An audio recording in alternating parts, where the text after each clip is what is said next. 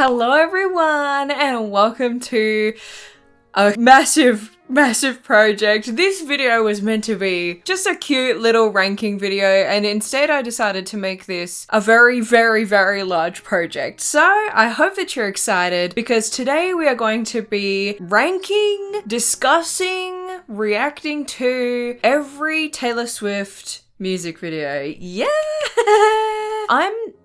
Hey, not the biggest music video watcher typically. I typically don't seek it out. Maybe I'll see it in reference in other people's YouTube videos. But yeah, typically I don't seek them out unless it's a Taylor Swift video. It's not that I don't like them, I'll go, I'll get to that. And then I don't.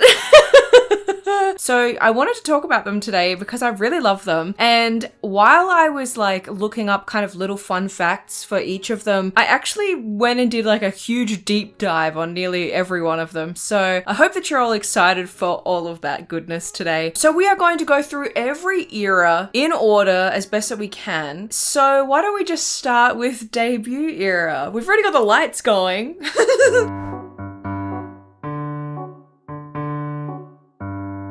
Let's get started with Tim McGraw, the song that started it all for Taylor Swift. This song is really so special. This video was filmed at the former home of Johnny Cash and June Carter in Hendersonville, Tennessee, which is such an iconic location for this. It was right on one of their lakeside properties. And kind of a fun fact about this is a year after this video was filmed, it completely burned down. Unrelated. Spooky. So a conspiracy to begin Taylor's career? Hey, anything's possible. This video was directed by Trey Fanjoy, who actually directed her first 3 music videos, so the kind of the predominant debut music videos. And another fun fact about this, while they were kind of coming up with the concept for this music video, they actually named the male lead character Johnny, and you can see that Taylor leaves a letter to Johnny on the front doorstep, and that's meant to be a reference to Johnny Cash because obviously that's where they filmed it. So that is so exciting. Now, of course, it's also her first music video, and it's probably one of the lowest budget music videos, I'd say, outside of the home video music videos that we see later on. But in terms of like overall feel and overall vibe, we're getting across the story of this song. I think that this music video actually does a really good job of doing that. There's a lot of really similar camera angles, a lot of similar shots and kind of dated shots in a way, but there is a kind of, you know, nostalgic charm about it. The repetitive shots and like kind of overuse of certain scenes is definitely indicative of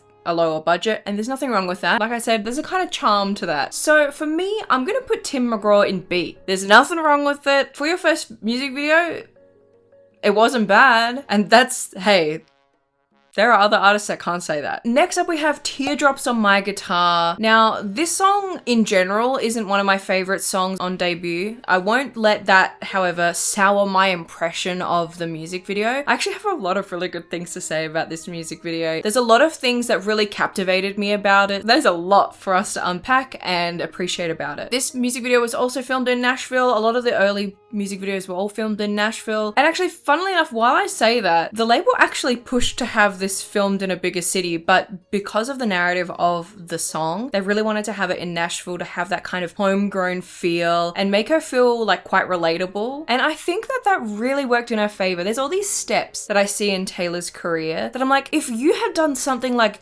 just differently, there's almost no way she would have had as successful a career. Like, her relatability is a huge part of why she's very successful now. Maybe they look like little decisions to, you know, a lay person, but she was doing big brain moves even in her earliest work, which is crazy to me. Apparently, Taylor's brother Austin is also in the background shots of this music video, and maybe I'm not like the best versed in Taylor's life, but I can't pick Austin out of the crowd confidently. There are certain blurs that definitely look like Austin, but I can't confidently say which one is him. One funny thing that I actually noticed while looking for Austin specifically was some of the crowd shots, I suppose, in the hallway at the school. You can tell that they actually have pretty bad continuity, which I think is so funny. There are scenes where we're looking at Taylor and the crowd's like walking away or walking toward her, and then it cuts to Drew and they're doing the opposite thing. Like, if someone was walking past Taylor, They don't walk past Drew, they're actually coming towards Drew. You know, it's one of those things. It's not a huge issue, but it's funny. And I wanted to bring it up. But maybe that element adds to the conspiracy narrative of Taylor's earlier work and then later on in the Easter eggs. One thing that we see here, and it's like super duper obvious, it was less obvious in Tim McGraw, but it's certainly obvious in this music video, and we see it all the way up to Speak Now, is a very heavy skin smoothing effect that is on every single one of these music videos. But she just looks like so blurred that she almost doesn't look real, which is kind of funny because she's so young already. Her skin would be so perfect already. I don't know necessarily why they would have thought to have done this. I don't know necessarily if this was maybe just a thing at this time for music videos. I can't really think of any other artists that were doing quite this level of editing. Aside from the skin blurring element of the filming of this, her makeup in this music video is like otherworldly stunning. It is so beautiful, and yeah, it's of the time, but can we bring this back? I think I've gone through Taylor's discography and said this like many times. Can we bring this back? Because it is so beautiful, that kind of like mermaidy style of eyeshadow. It's just what I need, you know? And of course, I really adore the dress that she's wearing. It's so fairy tale. The fireplace setting, it feels really romantic and very beautiful. And I think that all of the sets where she's just by herself singing with the guitar on the bed or standing at the fireplace, they're all just shot really beautifully. To me, 10 out of 10, especially for a low budget production. The only downside to me for this music video, and I am trying 110% not to sound mean, is the male romantic lead. To me, he is just not attractive in the way that I would like pine for someone. I'm not saying that he's like unattractive, but if I was to like pine for someone who I thought I had a connection with, and then he goes and starts dating someone else and I'm really sad about it. I don't know. In saying that, when I was Taylor's age, I had crushes on some typically not very attractive men. So I don't really know where this opinion is coming from me. I just don't find him attractive, and that's fine. He also looks a lot older than Taylor. I don't know the age difference. I'll put it on the screen. But there's something about it that doesn't gel. Where in her other music videos, the romantic lead I feel like gels a bit better. This is the only one where I feel it's so jarring. And it's just my personal preference. So I'm actually going to put Teardrops on My Guitar in B as well. I'm of course giving a little bit of grace to these early ones because for the budget and for what she was cooking with, I think that these are really good quality. You know, is it as good as Look What You Made Me Do? No. Is it as good as Wildest Dreams? No. But like for what we were working with at the time, they're pretty good. Next up we have Our Song. One of my favorites, one of the most iconic music videos to me. It is an absolute banger, and like I said for Teardrops, I am trying not to let the song itself influence my ranking of where this song goes. As far as like the music video is, it's not really telling a story. It's more like a series of shots. We've got a bedroom kind of shot, we've got roses, we've got sitting on the front porch, and they're just kind of all Taylor talking to the camera. I think that that is really, again, part of kind of the magic of Taylor as a creator, right? She's singing directly to the audience, and it's like the perfect way to tell this story. It's not trying to do too much. It's just fun and goofy, and I just love it. It's so good. I do think that Dogs Out in the first shot of this music video is extremely debut coded. If you all know what the inside of the debut album looks like, it's Dogs Out in the center of the record or of the CD. I don't know why they did this. I've said this so many times. It is a chaotic design choice, and it certainly bled into her music videos. I'd say for free, but I guess in theory, like you had to pay to see these feet. I don't know, to me, especially knowing like at the time, this was certainly a trend, but not for good reasons. Like I know what was happening on Nickelodeon shows. Yeah, let's not think about what happened on the Victorious set and many others. So in my mind, whenever I see this, I'm like, oh, something terrible was going on set. But for all I know, Taylor wanted this because this isn't the first time she's done this, and certainly we'll see in later music videos, she keeps doing this. So maybe she just loves the dogs being free, and we just have to accept that as part of our musician that we love, you know? I've just got to accept that her dogs are going to be out. I think what I really like about this music video is it is extremely vibrant. It's got such a fun energy to it. They turned up the saturation to 1,000,000 and we get to see a very rare straight-haired Taylor for a few sections of this music video. This is also the first music video to feature her band, which is so exciting. And this is something that obviously she does again and again throughout her career, but this was the first entry of the introduction to the band. And I just love that. It's a staple in her music video catalog. And so for all of those reasons, I would say that our song, I'm going to put it in A.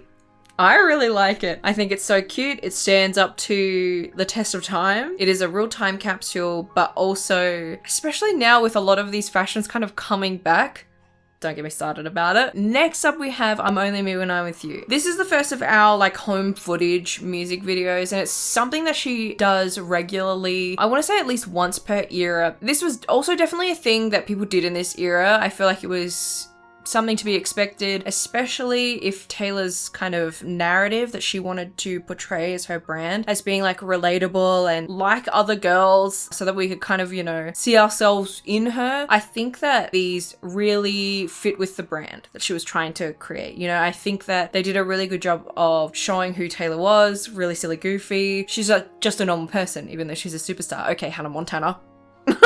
If I can be honest and say this plainly and try not to make it sound mean, I don't like these music videos typically. They're just not for me. There's nothing wrong with them. Like I said, it's a cute look into the person that Taylor is, especially with her friends and her loved ones. I like a little bit more of something going on. I would prefer a Teardrops on My Guitar. I would prefer a Tim McGraw to home videos, especially because at this stage she was on MySpace. She was already kind of sharing all of these things with us, even though at the time I would have already been getting this kind of info. I still just, you know, for a music video, personally, I would rather her do something kind of a bit more intentional than this. But a treat is a treat and I'm not gonna, you know, shake my finger at it. Did everyone see I didn't know how to shake my finger just then?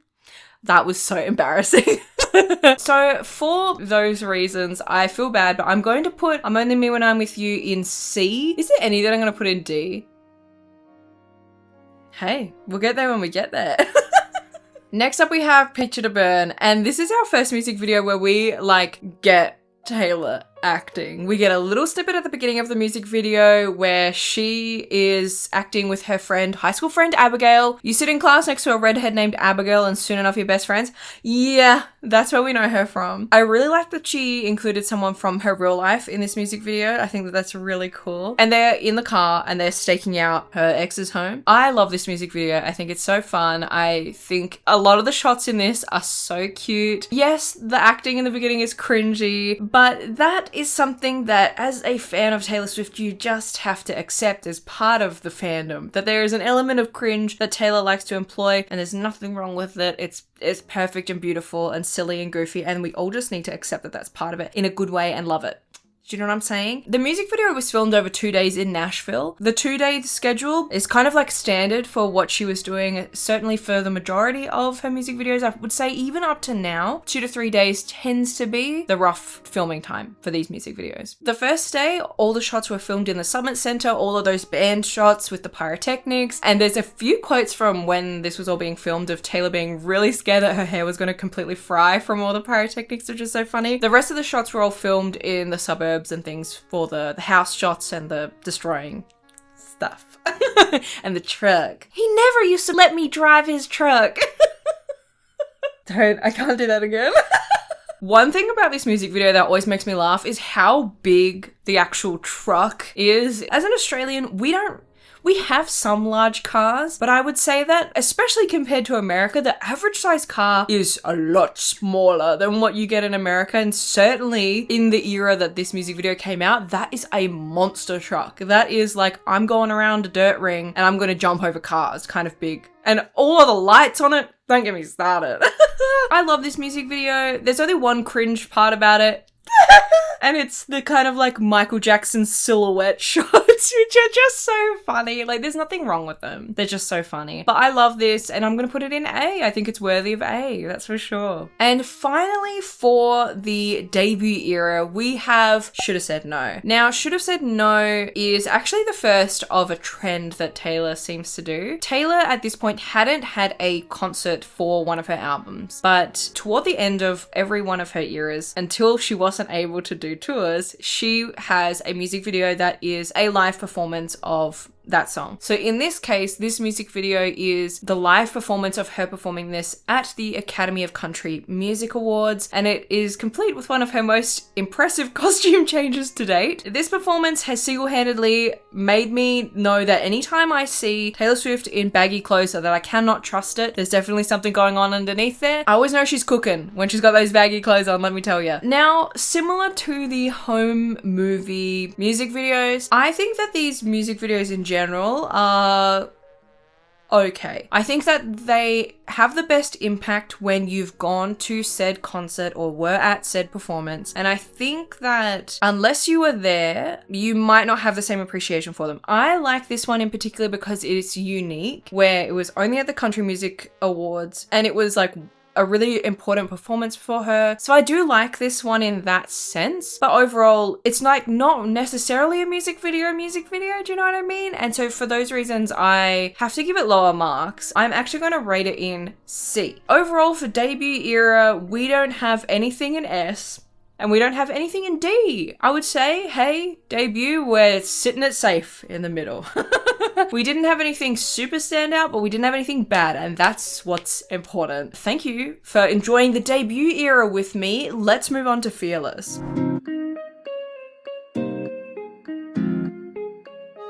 It's Fearless time. I'm getting so excited about changing the light. Now, the first single for Fearless is not Love Story.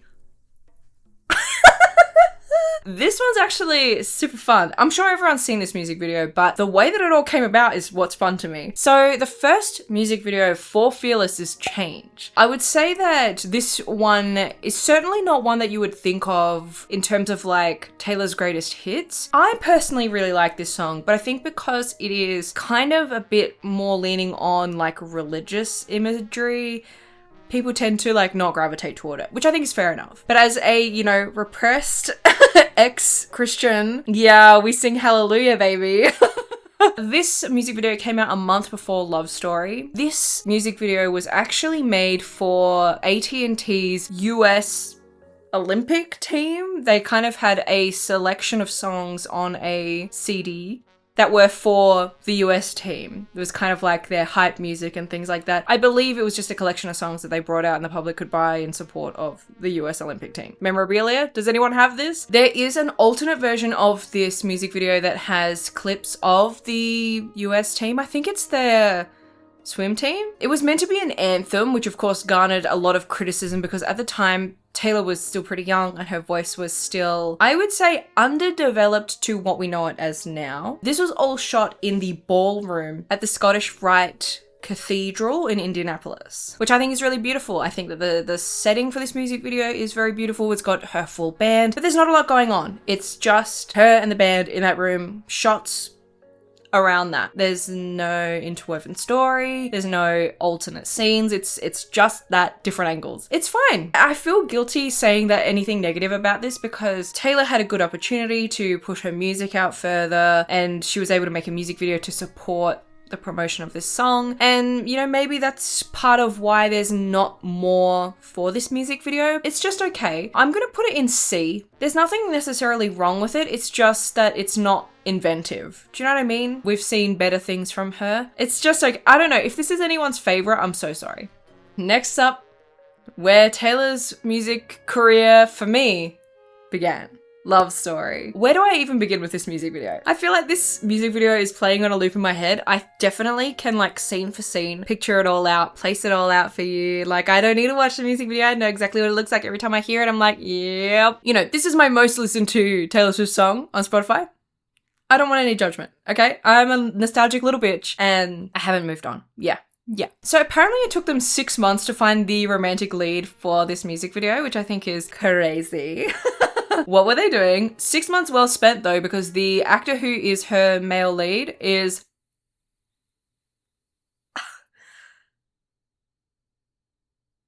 so good looking, like crazy good looking. Seeing Justin Gaston, I'm falling on the floor. That's my Romeo right there. This music video was filmed over 2 days in Tennessee. Crew considered traveling to Europe for this, to have a European castle, but they actually settled on something much closer to home, Castle Gwyn in Arrington. And thanks to fellow Swiftie YouTuber Nena Shelby, we can actually see what this site looks like normally. She did a whole vlog where she went to the film site and it's still there. And it's so fun, and I think you should definitely watch it, especially if you love the love story music video as much as me. Something about me is that I'm a little Jane Austen girly, but I love a ball. I love a dance. You know, there's something romantic about all of that, that even though that'll never happen to me, there's like a part of me that really, yeah, I want to be swept off my feet. Yeah. And seeing that happen in the music video, it is just otherworldly beautiful. I love it. Such magic. It's so whimsical. I think the costuming for this music video is just stunning. There's so many elements of it that you don't have to go overboard to have a fantastic music video. I think that they used everything to the best of their ability, and it is still perfect today. It still has held up as such a good music video. So for all those reasons, it's in S. Did anyone see it going in anything else?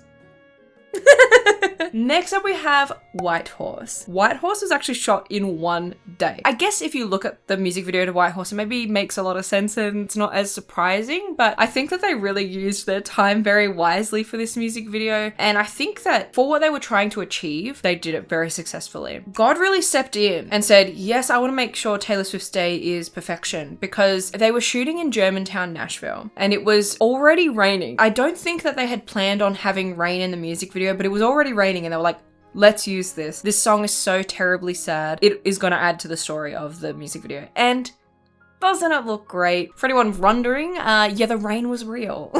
This music video to me doesn't necessarily stand out, especially when we think about Love Story, and especially when we think about at least 2 of the other music videos in this era. So I'm just gonna put it in B. Now we have The Best Day. Everyone. This song is really important to Taylor because it is for her friends and family. And I think that given that this was for them specifically, it makes a lot of sense that this music video would be a lot of home movies, right? But you know what I think about the kind of home movie music videos? They're not my favorites, right? I think that they're cute, but I'm not gonna put them on and be like, that's my artist right there. That's where she was popping off. Do you know what I mean? Like, I could open up Windows Movie Maker and make that myself. So for that reason, I'm gonna put it in C. I'm not gonna put it in D, although I might change my mind on some of these later. It's cute, it's just not for me. Next up. You Belong With Me, baby. Oh my god, iconic. This is the music video to me. Love Story is close to my heart, but when I think about like what's the most iconic music video from this period, I think it's gotta be You Belong With Me. I love that Taylor plays both the protagonist and the antagonist. She's the not like other girls little band geek, and she's also the hot cheerleader. It's just Taylor in a wig. This is very Do You Wear Wigs coded, and I love that about this music video. I love that it features Lucas Till, who was in the Hannah Montana movie. That would have been where they met. And yup, perfect casting. Like, when I was a little girl, I was like, yup, Lucas Till, yup. That's definitely the font of man that I would have had a crush on in those days. Yeah. The music video took 2 days to shoot, which is actually quite impressive to me given the scale of this shoot. It was filmed in Henderson and Gallatin,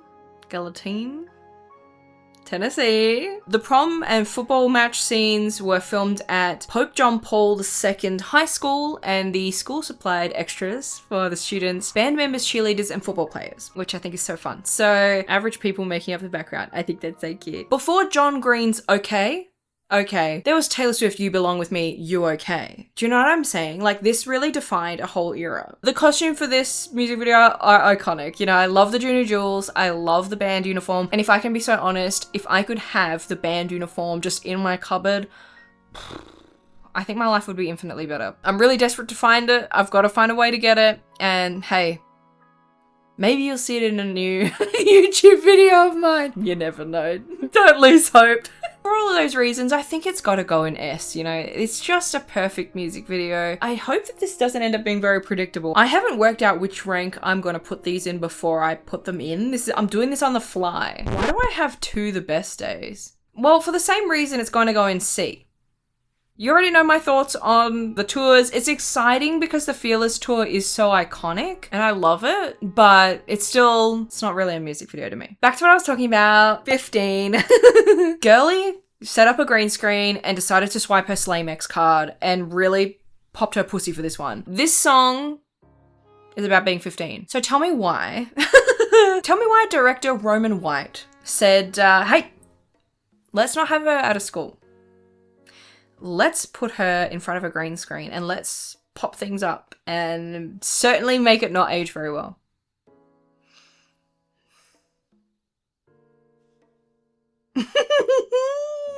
There's an element of this that is totally cute and quirky. It's kind of giving Baz Luhrmann, where it's like doing so much that it maybe doesn't work out. Doing something unique, super going hard on the green screen and over editing, and it not working out. That is very Baz Luhrmann coded. Don't come for me, Luhrmannators, but I think you all know that not every one of his movies are very good.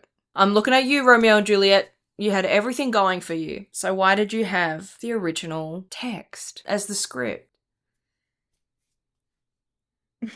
This is a side tangent for a very long video. I don't know why I'm doing this. Best friend Abigail is back for this music video, which I really like. I love seeing her, especially because she's in the lyrics for this song. I really like how intertwined she is with these early entries. It's just nice, and it not only shows how important she is in Taylor's life, but shows that she is grounded and shows that she is thankful for the connections that she has at this age while she's making her start in the music industry. And certainly for an album that is as important as Fearless is, I think it's just really nice. This being after the You Belong With Me music video is a letdown. I won't lie about it. It's definitely a womp womp. Like, if I'm being honest, it is fun. It's kind of got a bit of an Alice in Wonderland kind of vibe, but yeah, it hasn't aged well. And I think, like, in a lot of ways, it's not aged well. Not just the effects being, you know, low quality, just the style of those effects it's just cemented in that time in a way that is more gaudy than cute and quirky. If I could pay one compliment to her, she looks absolutely stunning. Her makeup is so fresh. She looks so beautiful. The dress is so cute. What can I say? I'm actually going to put this in D. It's the only... I feel really bad putting it in D because it's like not terrible, but it's just not good. Like I said, it's got an interesting concept. They were trying to do something different and unusual, and it didn't stick the landing. There's elements of it that are really fun, but overall, yeah. I don't have the Fearless music video in this tier list. Whoever made this tier list. I'm so sorry, it's not there. Or is it? Or is it just like in the wrong spot?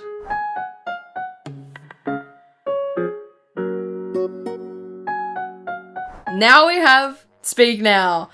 The light, it's looking very blue. I'm so sorry, I don't know why. Speak Now is like my favorite era, my favorite album. I say this about literally both Speak Now and Folklore. I haven't been able to let go of Folklore and I haven't been able to let go of Speak Now. As soon as I got to Speak Now, I just fell in love with it. It's just a very special album. And the first music video for Speak Now is mine. This is a super, super duper special music video. This was actually Taylor's first time being a director on one of her music videos. She wasn't the only director, but it was her directorial debut. Now, this was filmed in Kennebunkport, Maine. I had to look up how to say Kennebunkport, and I'm pretty sure I said it right. So, big ups to me. Everyone put Kennebunkport in the comments to say that you're a stan of how I was able to pronounce that. Thank you. The scenes took place in Ram Island Farm, Cape Elizabeth, and Christchurch on Dane Street. An extra fun fact, when this music video was being premiered, it was actually shown in Kennebunkport, and George W. Bush Sr. was in attendance in the 800 or so attendees because he brought his grandchildren to see it. Debatable on whether that's fun. I love this music video so much. It is the whole story of like falling in love for the first time, getting married, having kids, having a house that you look after, and it's going through all of those. Are we going to be just like my parents? Are we going to break the mold? I think that the music video is very beautiful and special, and it really encapsulates a feeling of mine. Now, I would say that since Teardrops, this music video has the most egregious skin blurring of all of her music videos. You can barely see her nose in this one, so it's going to be marked down for that for sure. This music video does feel like kind of like a love story 2.0, a little daydreamer's fantasy of what me and someone I passed by on the street could like have together.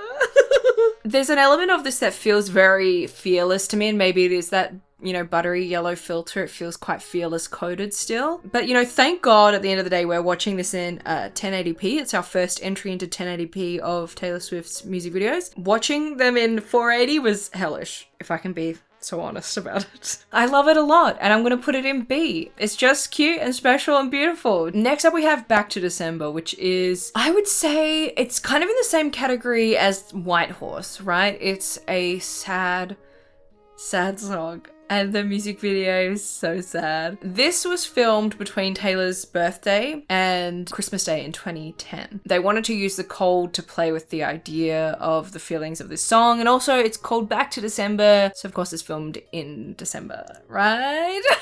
They wanted to play with the distance. There's a lot of shots of the love interest just walking in the snow and her at home crying on the floor, crying in the bed, crying in the kitchen, etc, etc. Another one of these instances where God intervened so that we could have a banger music video. Everyone say thank you. The outdoor scenes were all filmed in Binghamton and Vestal, New York, and the indoor scenes were in a country mansion in Nashville. So the budget was certainly bigger for this music video. Yes, yes. This music video is Swiftie history. People are gonna be like, what the fuck are you talking about? When I say it, you're gonna be like, oh my God. And I can't believe I'm gonna say it. This was the first music video that Taylor has done with a fringe. Yes, the forehead fringe. It's finally here. Can I get an amen? Seeing Taylor's forehead for so long, there's nothing wrong with it, right? There's nothing wrong with it, but it does feel a little bit like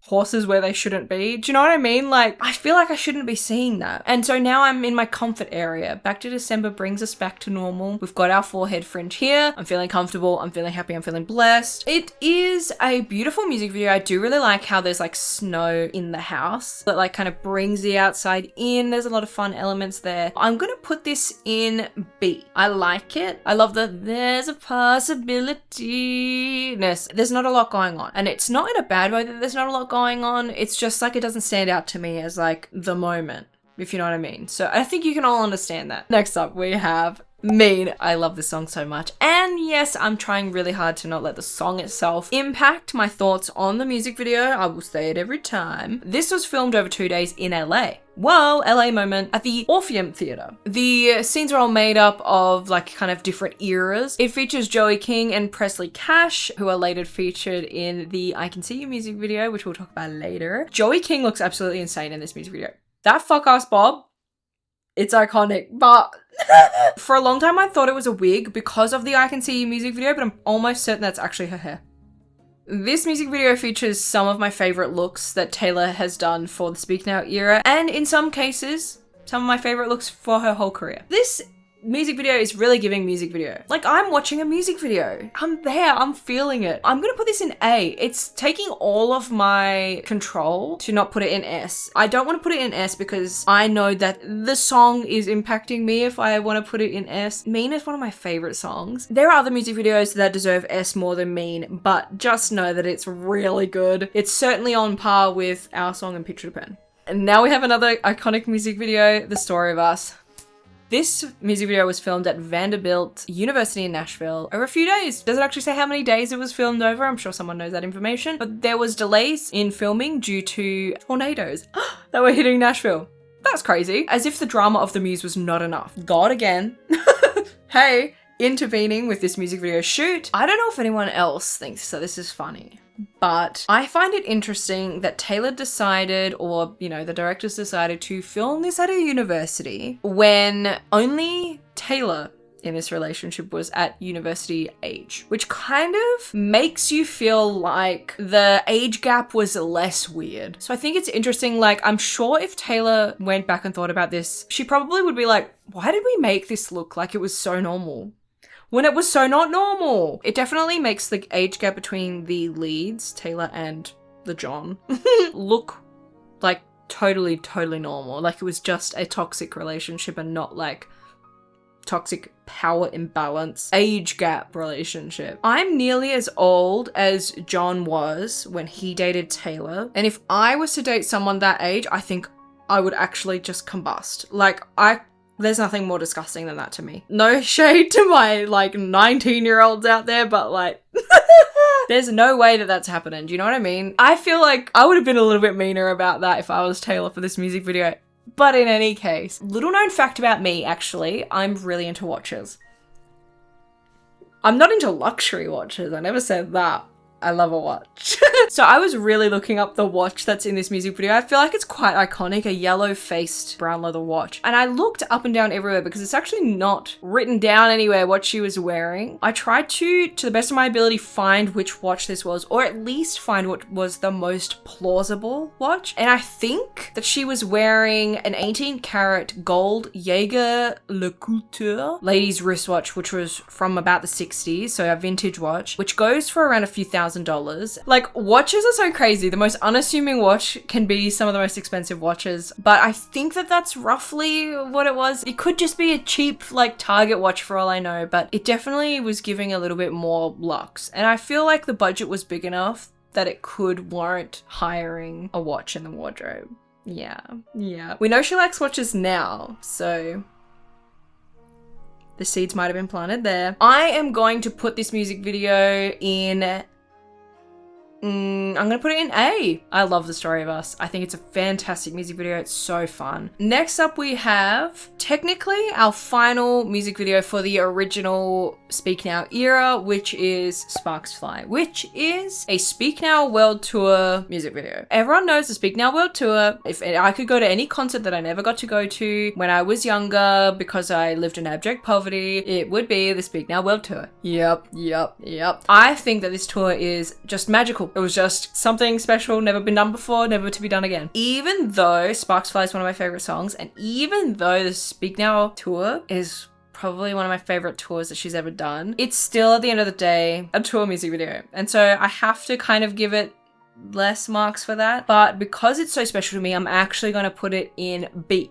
I don't think it's on the same level as Fearless. It's a little bit more special to me personally. One thing I do actually want to talk about with regard to the Sparks Fly music video is actually the start of it. The time lapse of people entering the arena. It is so cute. It looks just like one of those Flirder tiny model game location videos. I think that they're just epic and it just reminded me of that. It's so fun and cute. So I love that element of it outside of it just being a tour music video. Okay. Then for our extended album songs, we have Hours. Now, I've brought this up on the channel before. You know, my culture is not your cosplay, Taylor Swift. When have you ever been an office worker? And I don't want anyone to come for me and say this, that I work from home and therefore also don't work in an office. No, that's just not the point. You guys don't get it. Like, there's nothing necessarily wrong about this music video. I will say that the narrative of her just being an everyday office worker and then at the end of the music video, her love interest is a army soldier was interesting. A little bit of a wild throwaway given that the love interest for this song is John Mayer, and maybe she feels as though she was really fighting for this relationship. She was really cosplaying the everyday person for this music video. I think the music video is fun. It's just okay. You know, it's okay. And for those reasons, I'm putting it in C. I personally don't care for it. I also don't really care for the song, if I'm being very honest. I don't know. She just has other things that are so much better out here. That's just my 2 cents, okay? Now, for the last song in this era, not on the album, and actually features on the next album, hey, is Safe and Sound from the Hunger Games movies. Now this music video and the song are just beautiful. And I think if I could say something bold, this is my favorite of her movie music videos. I think that this is so Hunger Games and it really looks like she's walking around District 12. And I love the Mockingjay pin in the music video is really cute as well. It's very Katniss core. So yeah, I really like it. I think it's really good and I'm gonna put it in B. No, actually I changed my mind. I'm going to put it in A. I really like it. I think it's so cute. I'm back in my Hunger Games era, guys. Yes, the new Hunger Games book is out. Have I read any of the Hunger Games books? No, but I recently rewatched every one of the movies and I love them. I love them so much. That is capping off our Speak Now era. Next era is Red.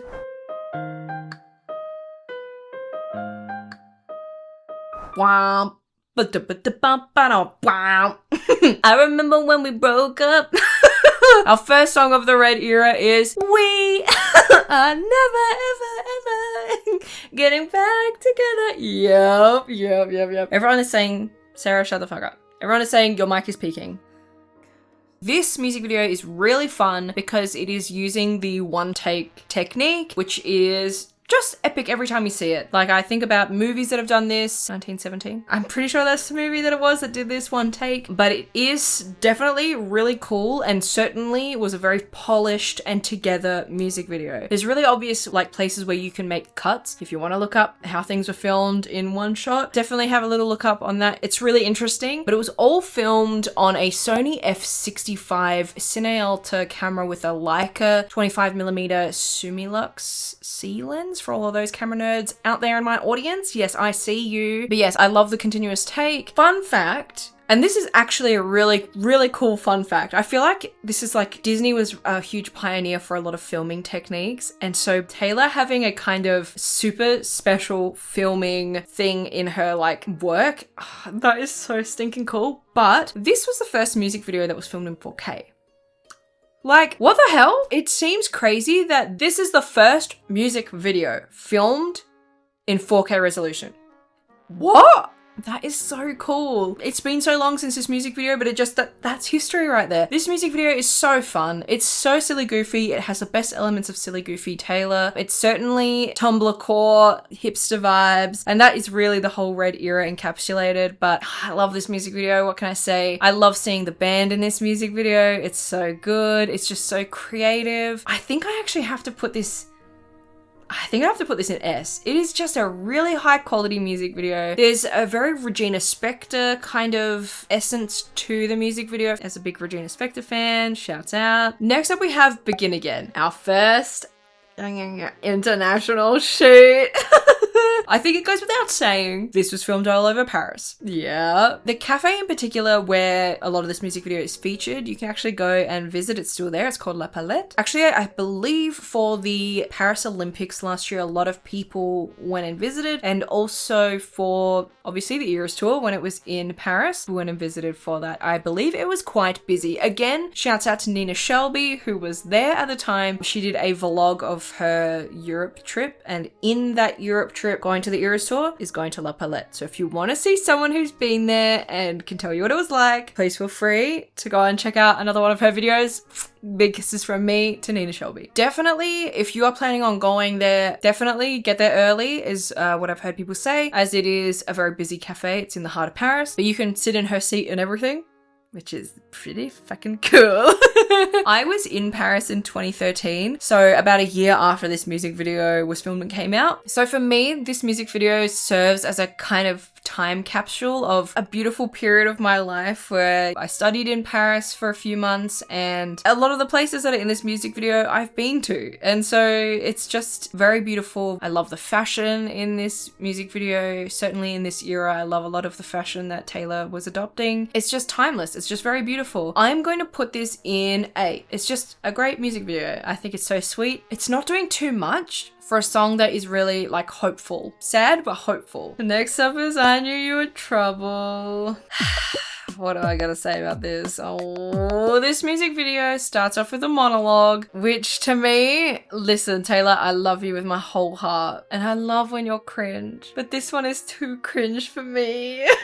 Oh, I just have to like skip 2 minutes of this music video to get to the song. Because I think what's so crazy about this music video is it's really at odds with the sound of the song. Once upon a time, a few mistakes ago, you know, and it's all like, but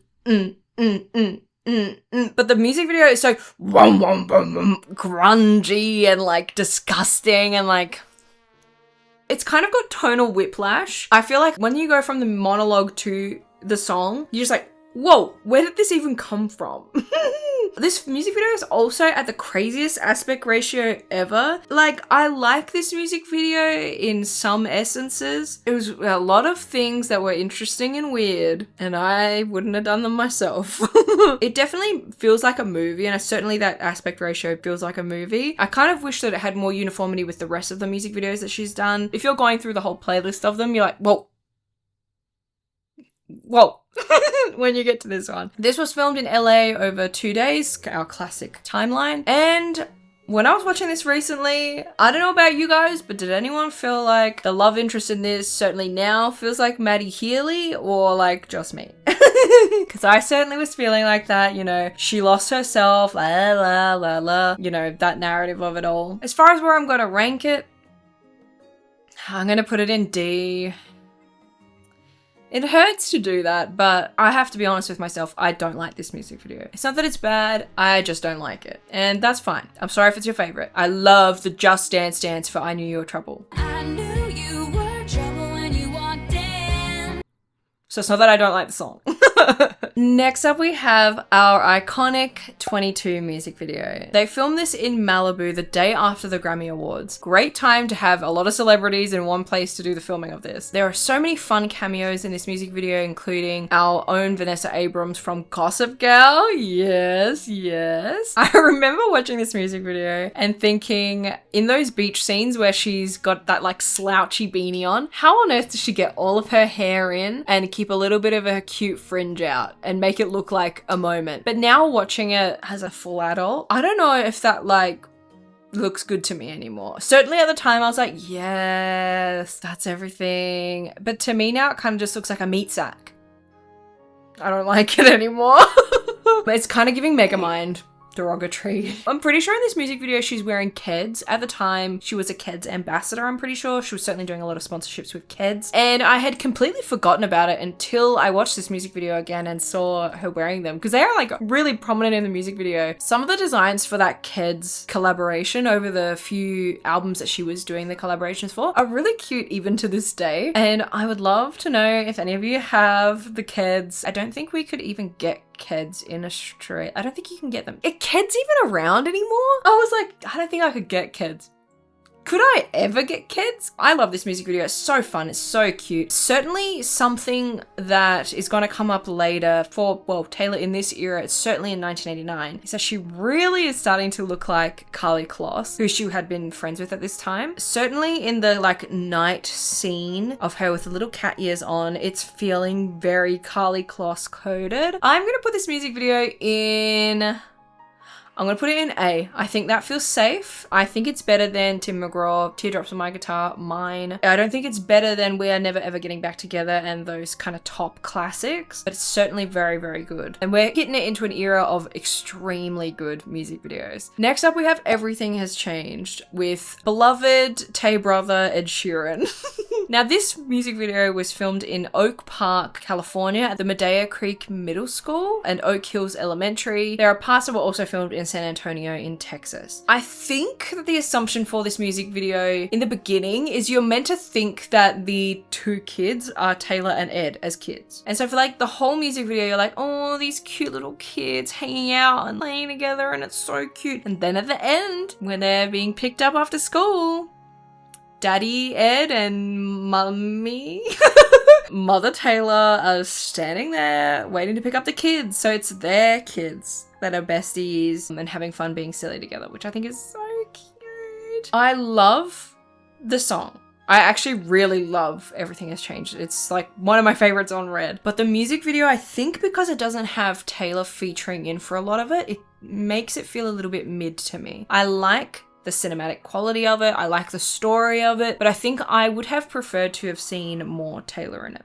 A little fun fact about this though is that for Joker and the Queen, a later song that Ed brought out with Taylor featured, they actually use these kids again. Well, they're not kids in that music video, but yeah, they're in that music video. And I think they at that point are acting as Taylor and Ed. But that is really cute that they had that continuation with those actors again. That's just so nice. So I'm going to put this in B. I think that it is better than a lot of the home movie music videos. It's certainly a music video, but it's just okay to me. It's not bad, it's just okay to me. Okay, it's another day my battery died.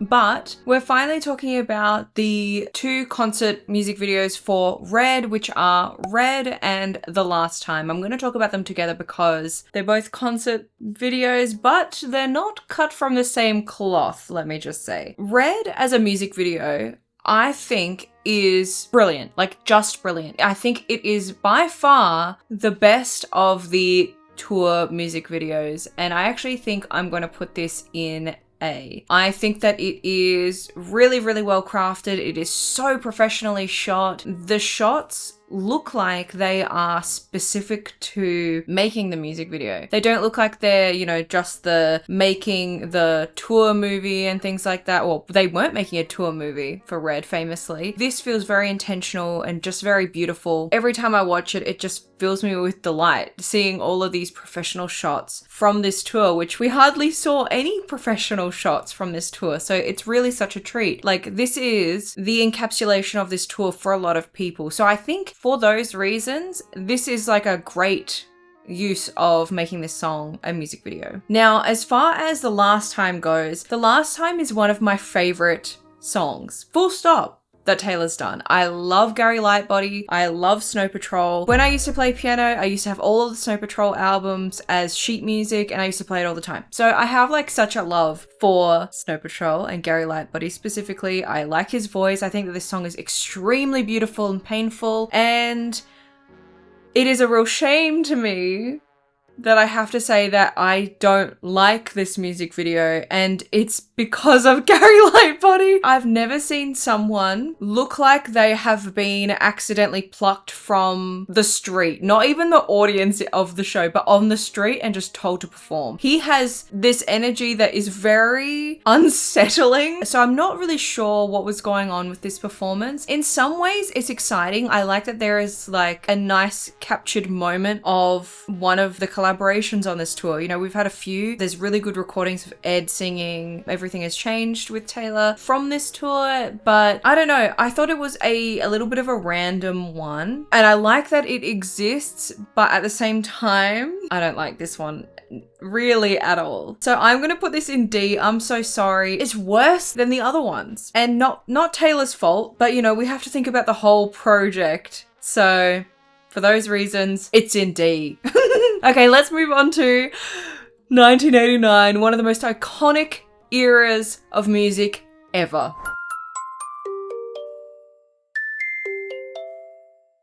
I love this era so much, and the era beginning with one of the most iconic music videos of all time, Shake It Off. Shake It Off, i.e. Taylor cosplaying a million personalities and coming to the conclusion that actually just being herself is the best one of those. This music video is so not like other girls. Like, this is Taylor at her peak cringe and peak silly goofy, where she's like really leaning into it. I do think that this music video is just iconic. I don't really have anything bad to say about it. The different identities that Taylor adopts during this music video, they're all references to pop culture. We have Black Swan, Step Up, Miley Cyrus, Lady Gaga, Skrillex, Funny Face, and of course everyone's favorite, Fired Up.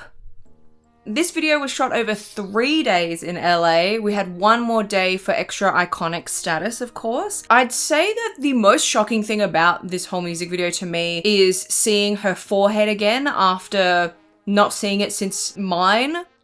Yeah, I needed a little bit of a warning before I saw her forehead again, I think. But as far as where I'm gonna put Shake It Off, there's part of me that's like, I don't want to put like the main music videos all in S, but I do feel like for the scale of what Shake It Off is, I do think it's really good. I'm gonna put it in A because I think that her being herself and it being that kind of Audrey Hepburn all black outfit in some ways is kind of basic. Taylor was coming into a new identity with 1989 with just doing pop music. I can kind of understand why she maybe would dull her shine, for lack of a better term, for this music video where she's, you know, she's trying on all these new faces, she's trying on a new style of music, and kind of the way that she's outwardly presenting herself may be a little bit toned down. I get it, but I would have liked more for her to have maybe presented this in a slightly different way. In other 1989 music videos, I feel like she's more comfortable by the time she gets to the next music videos for this era. But yeah, next up we have Blank Space. This music video is cinema. This isn't a music video. This is cinema. This music video was filmed in Long Island between Oheka Castle and Woolworth Estate. It took 3 days to film, which ends up being a bit of a theme for the 1989 music videos. And once you see them all, you completely understand why they are all at such a different level to the previous music videos. The last day actually was mostly taken up with doing specific 360 shots for the Amex Unstaged experience. You'll see at the beginning of this music video, there's a Amex Unstaged logo that appears before the music video. Oheka Castle, which is also called Otokan Estate, is a hotel that you can actually get married at if you have a spare 300,000 just lying around. I was actually really excited about looking this up and looking up a bunch of different locations that Taylor has filmed at as wedding locations, just to see if like there's something that's doable there for those who, you know, want to have the Taylor Swift experience in their wedding. I would say that this one is certainly a very exclusive experience. If you want to hire this place out for a wedding, you don't just hire out a certain portion of the venue, you hire out the whole venue, which is why it is so expensive, because essentially it's shut down to any other events. If you have the money to go and do that and maybe recreate the music video for your wedding, more power to you. And if you guys would like a more in-depth video about those locations for weddings or events specifically, I would be extremely excited to do that. So please let me know if that's something that you might be interested in by giving this video a little like. That way I know that this is something that you guys actually care about. A lot of the symmetrical framing for this music video was very inspired by Stanley Kubrick's The Clockwork Orange, which I found very interesting. I've seen that movie and I didn't necessarily think while I was watching Blank Space, this is giving very Kubrick directorial, you know, nods, but hey, that was the inspiration. I would say that this is definitely one of Taylor's like most impressive and most beautiful music videos that she's ever done, even to this day. They really utilized the heck out of the space that they had, and they really showcased it. I was looking it up as a wedding venue because of how beautiful it is showcased in this music video. So I think that, you know, goes to show they really got the most out of the space, especially given how much they were spending to film there. And that's like beyond the amount that they would have spent on the wardrobe, which a lot of those pieces were all from the runway, and, you know, all of the other accessories, hiring out, you know, production crews, actors. So an extremely expensive music video. Me gushing about it probably has given away exactly where I'm going to rank this, but I think I'm going to be ranking Blank Space in S. And if I could like be super serious, it probably would be at the front of this section, even more highly regarded than Love Story. I just love it. It's just so good. I love her outfits in it. Without sounding cringe, it has quite like an old money feel to it. There's something classic about it. Next up we have Style, which is in my top 5 Taylor Swift songs. I love this song so much. And like I've said, I'm trying not to let the song dictate where I'm going to put the music video in terms of the ranking. After the impressiveness of both Shake It Off and Blank Space, I have to say that Style is a bit of a letdown. It's kind of giving 15, but make it more modern and make it a little bit more high budget. Do you know what I mean? There's a lot of holding up things and having the reflection of the love interest, played by Dominic Sherwood of Shadowhunters fame, my beloved. I love you so much. I hadn't actually seen the Style music video until a few years ago, so After seeing this music video, after having watched Shadowhunters and seeing Dominic Sherwood, and I was like, what the hell? Who would have thought? I love him. And I think that, in all honesty, he's a really good pick for her, especially for who Style is about. It's just a shame to me that there wasn't more going on with it. So I'm actually going to put the Style music video in B. I think it's of really good quality. It's just not for me. I think it's beautiful. Now, next up we have an extremely iconic music video in Bad Blood featuring Kendrick Lamar. This music video is the definition of a music video, right? I feel like that really is just how we encapsulate the 1989 era. Not only does it feature Kendrick Lamar, who obviously is on the song, but it also features Selena Gomez, Lena Dunham, Hailee Steinfeld, Soraya, Gigi Hadid, Ellie Goulding, Martha Hunt, Cara Delevingne, Zendaya, Hayley Williams, Lily Aldridge, Carly Kloss, Jessica Alba, Mariska Hargitay, Ellen Pompeo, and Cindy Crawford.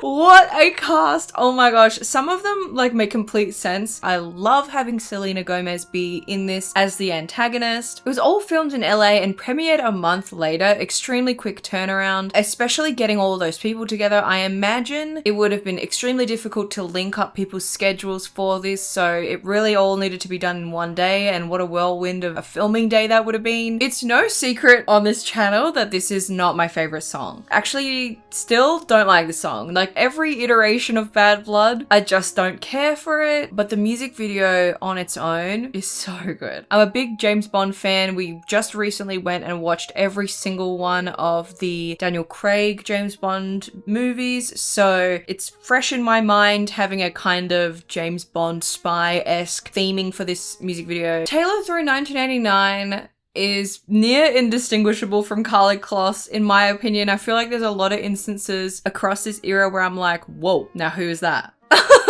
And I think Bad Blood is the first iteration where I'm like, whoa, she looks a lot like Carly Kloss, which is funny having Carly in this music video as well. I will ask the class, if you had to face off against any of the squad, who would you be most afraid of? For me, it's Ellie Goulding. I don't know how good her aim is, but I'm not going to stand around and find out. In terms of where I'm putting this, I'm going to put this in S. I think it's just so good. God, we're really on just a string of hits.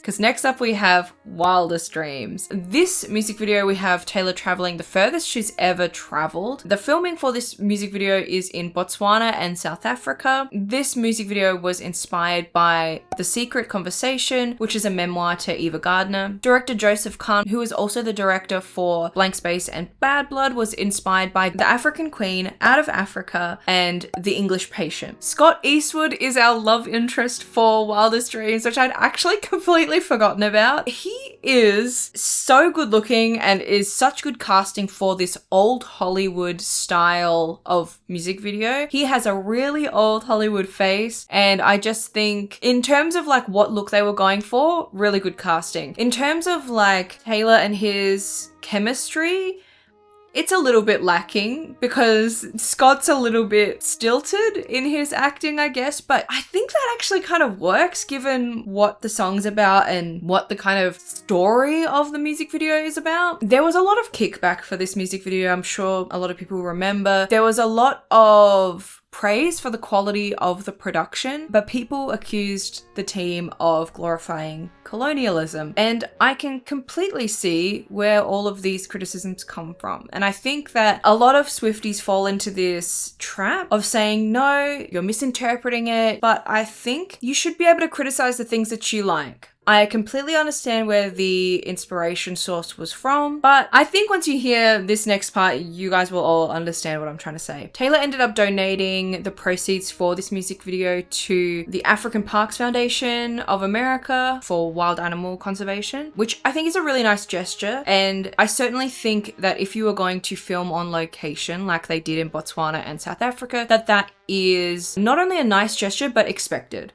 personally. While doing research for this music video and trying to understand kind of the criticisms, there were a lot of studies that brought up how Taylor is of the Lion King generation, where it's led people to see Africa as a beautiful landscape, to see it as a set that has beautiful animals, beautiful flora, and we don't stop to think about the people that live there and that there are lives, there's culture that's there, and we just see it as a set for white people to flounce around in. And I think that that whole conversation is really fascinating. I don't think that this is necessarily a Taylor problem. It just kind of emphasizes an existing issue for a lot of Western cultures where we will superimpose ourselves into different countries, different cultures, and completely take the people out of them. So it's obviously a bigger topic for another time, but I want to leave everyone with something to think about with this kind of narrative. Because Taylor is obviously taking inspiration from old Hollywood, I don't think that she's necessarily having something to say in terms of colonialism and certain things like that. I don't think she even thought about it, but that's part of the issue. So yeah, regardless of everything that I have to say in terms of how this is shot, in terms of how this has been crafted, I think it is an extremely beautiful music video. And I've got to say it's one of the best, and it's in S. So like, even though I think it's so good, I do think that I would be remiss to not talk about the negatives about it and have people thinking about that conversation. Trying to do some due diligence here and educate you all on maybe why the backlash happened and why it's justified to have this conversation. Next up, we have Out of the Woods, another music video that actually around the same time as Style I watched for the first time. This music video is absolutely insane. I watched it for the first time in preparation for finding outfits for the Eras tour, so around 2.5 years ago. I don't really know how this music video slipped my knowledge entirely. The quality and the creativity for this era is just unmatched. I think that this music video is insane and so fun. This music video was filmed in New Zealand. Yeah! My neighbor! This was filmed in multiple locations in New Zealand, including Tahenga or Bethel Beach, which is actually really close to where I visited my family in New Zealand, which is in the North Island, which is so cool. The idea that I was a few lengths of beach away from the filming location of this music video, it's so insane to me, and I would love to go back to New Zealand and be able to, you know, see a lot of these beautiful places again. And the mountain locations, the snowy mountains, were in Queenstown. Wildest Dreams wasn't the only music video that was met with criticism for where they shot. Unfortunately, the Out of the Woods music video did come under fire as well. Production people potentially hurting natural flora in the area. Conservationists claimed that the production team had breached their permit and endangered a rare native bird by using 12 vehicles on set, and this claim has been denied by the crew. So I don't really know necessarily how valid it is, but I do think that a lot of people tend to get away with doing these things. So,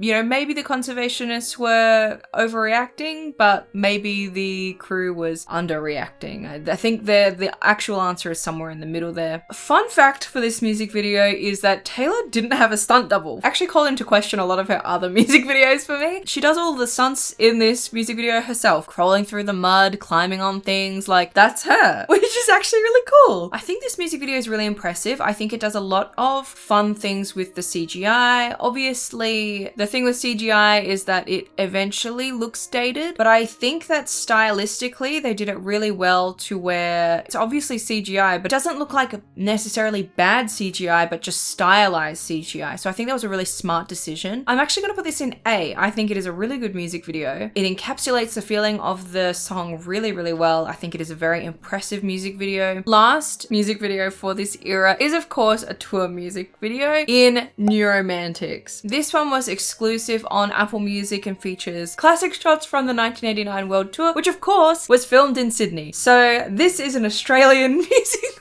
video. Woo!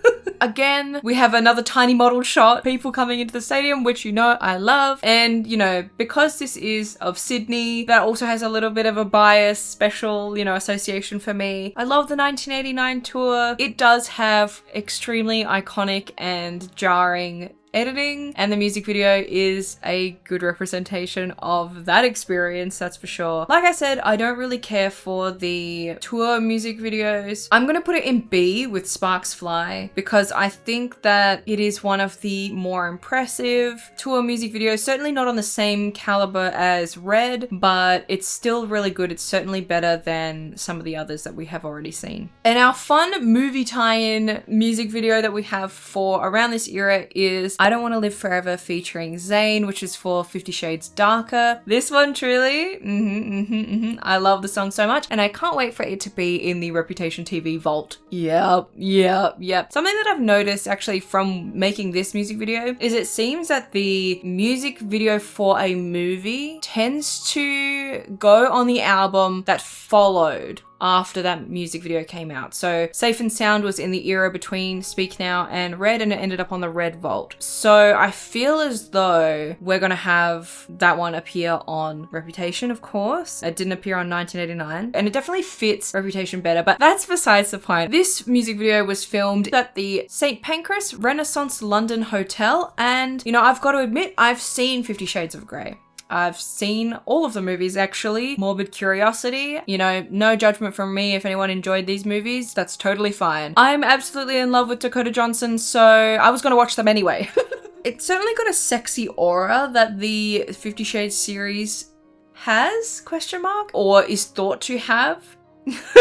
But this music video, I would say, doesn't feel very 50 Shades to me. Unlike Safe and Sound that has a very Hunger Games feel, this one feels like feels extremely loosely inspired by 50 Shades, which is fine. It's got kind of the opulence of 50 Shades, certainly 50 Shades Darker. I guess I see it in that way. I love the song, but again, I'm trying not to let that influence me. I'm gonna put this one in B. It's not amazing, but it's good. Like, everyone looks hot. Taylor looks hot. Hello.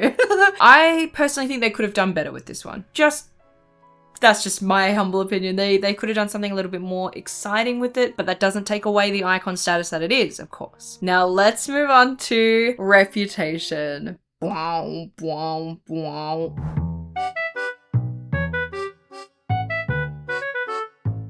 Obviously, I can't put up a black light. And our first music video for the Reputation era is Look What You Made Me Do. This has got to be one of the best music videos of all time. It completely elevates the song. It is also one of the most expensive music videos of all time. I think it actually still holds the record for being the most expensive to produce. The bathtub full of diamonds alone cost $10 million.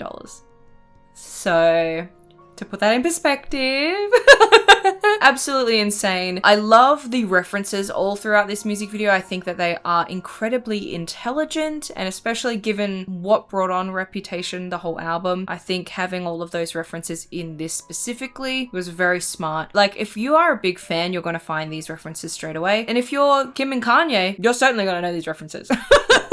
In some ways, I do actually hate the references because some of these are what spurred on the Karma Truthers, which, as I've mentioned before on this channel, I am a karma denier. Every clue to karma is to Reputation as well. Like, if you actually think about it, all of the clues that you can find throughout all the things that she was doing just signaled Reputation. So can we be a little bit serious about it for a moment? Thanks. As far as the Easter eggs go, not all of these are confirmed. I want to say before I say this, most of them are confirmed, but there are a lot of ones that are just theorized. So I'd say take half of these with a grain of salt. Taylor's pen name for her work on This Is What You Came For is on a tombstone in the beginning scene of The Graveyard. Out of the Woods Taylor as a zombie, putting Taylor from the 2014 Met Gala back in her grave. The $1 bill in the diamond bathtub is meant to symbolize the $1 that she was awarded for her sexual assault trial. The $10 million worth of diamonds was meant to be a nod to Kim Kardashian's 2016 robbery in Paris, where she was robbed of all of her jewelry, which was worth a similar amount. The throne that she sits on has a carving of Es-tu Brute, which is a reference to Caesar being stabbed by everyone he trusts. The snake motifs after her being called a snake on social media for the infamous phone call. The scene where Taylor's car crashes and is surrounded by paparazzi was speculated by some to be a jab at Katy Perry, as her hairstyle and her outfit is obviously reminiscent of Katy's music video Unconditionally, but it's also likely that this is just a reference to people thinking that her feud with Katy was for the public and not like a genuine feud. So this was kind of meant to be her saying like, no, I don't like her. During the chorus, Taylor is seen with 8 men, each of whom are wearing a I Heart TS crop after unbuttoning their jacket on her command. This scene mocks the idea that Taylor forced her then boyfriend Tom Hiddleston to wear an I Heart TS tank top. And honestly, there are so many more, but that's just like a taste of what is in this music video. It's so much. Even though this song was underappreciated by myself until I heard it live, this music video has always been extremely impressive to me. It is so beautiful. It's so intentional. It shows a level of spite and pettiness that I just adore in Taylor. I don't know if it's just that I'm not following other artists as closely as I do Taylor, but I don't know anyone who's doing this. Do you know what I mean? So I am going to put Look What You Made Me Do, of course, in S where it belongs. Just outstanding. I love it so much. What more can I say? Now, up next we have Ready For It, another music video that went completely under the radar for me until about 2.5 years ago. When this music video was coming out, there was actually a lot of controversy when she launched a teaser for this music video because people thought that Taylor was genuinely naked in this music video because of the cyborg. Even saying it out loud, it's like so embarrassing. Like, how did you people really think that? But okay, one of those all press is good press kind of moments, especially in an era that the press was so vicious to her. I think it shows a level of maturity, like emotional maturity, that I think is very impressive. If this was me, I would just be like, I'm so done. At a lot of points in her career, I would have been like, I'm so done, and just quit. Oh my god. I love this kind of cyberpunk style that she adopts for this music video. We see it a lot in different music videos for this era. And I hope that she kind of leans more into that cyberpunk aesthetic for the Taylor's version. I do like the kind of grungy look for Reputation, but given how romantic Reputation is, I kind of like the idea of giving it kind of more of an adventurous feel. It looks a little bit like Ex Machina, which is actually my favorite movie. So if you like Ready For It, hey, movie recommendation for free from me. I would say that after The Moment, that is the Look What You Made Me Do music video, this one does feel a little bit flat, and that's just the nature of it coming after, you know, greatness. So it is a good music video. It's just, yeah, after coming after something so good, it's just okay, I think, to me. It's really beautifully shot. I think it's very creative. There are parts of it that I just don't understand, but hey, I won't pretend that I understand everything. That might be a self issue rather than a directorial or creative issue. I'm gonna rank this in A. It's really good. I think it's really beautiful. Next up we have Endgame. I'm almost certain I watched this as it came out. I have this one burned into my memory. This music video was filmed in Miami, Tokyo, and London. So we have a globetrotter here for this Endgame music video. I love the vibe of this music video so much. For those interested in cars, Taylor and Future drive a Lamborghini Aventador. All my car heads rise up. Can I say something that might sound a little bit crazy, especially at this point in time? I think that this music video has some of Taylor's best looks. Like, just in a kind of general sense, I think that she just looks stunning. The makeup and the hair for this music video, overall, just like otherworldly. She looks so good. I love the curly fringe moment that she had. She adopted that a lot in Reputation, and then she brought it through again to Folklore, which I like. So I'm a big curly fringe fan. It's not for me. It's opulent, which is a big theme among the Reputation music videos. I'm gonna put this in A. I really like it. I would say I like it more than Ready For It. I think it sits firmly in the category that it's sitting in. Next up we have Delicate, an extremely famous music video, and maybe for the wrong reasons, and certainly not reasons that I agree with. Let's just say it like that. This is one of the most commonly misunderstood music videos. I think this music video, as a lot of you will know, gets clipped out of context and is just the awkward dancing like no one's watching scenes without any of the build-up that helps you understand why she's doing that. And I think that that's so unfair because this music video is beautiful. It was filmed over 2 nights in LA at the Millennium Biltmore Hotel, 7th Street Metro Center Station, Los Angeles Theater, and than the Golden Gopher Bar. If you were to ever go to somewhere while she's touring and try and like see as many of the filming locations as you can, I definitely think LA is a really good spot to go. I love this music video so much. I find elements of it very relatable. Certainly I'm not famous enough to have bodyguards and people wanting to know every step of it, but certainly feeling like caged and then feeling like I'm finally free and I can be silly, express myself and not worry about what other people think about me. I think that she's also really brave as someone who really cares about what people think about them for making a music video where she doesn't look like completely attractive in some scenes. Some of the faces that she makes to herself in the mirror or the dances that she does, the one that's like really, you know, it's not really attractive and it doesn't need to. Of course she herself is attractive and of course the music video itself is filmed in a way that's very beautiful, but the action is, I shouldn't have to like, you know, qualify the statements that I'm making here. I think you all understand that she is doing things in a way that are unattractive because she is meant to be dancing like no one's watching. She's finally free.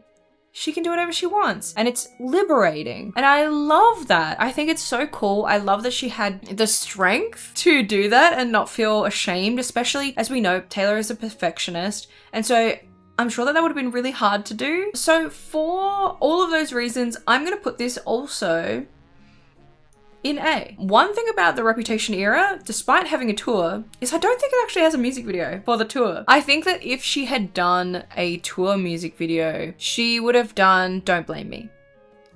And that's just because I wish for her to have done that. It's my favorite song and I still don't understand why it never had a music video. And I actually maybe would like the music video then because I love the Reputation tour. It's one of my favorite tours of all time. But that is the end of the Reputation era. Thank you so much. What an iconic era. Expensive era. Let's move on to a little era called Lover.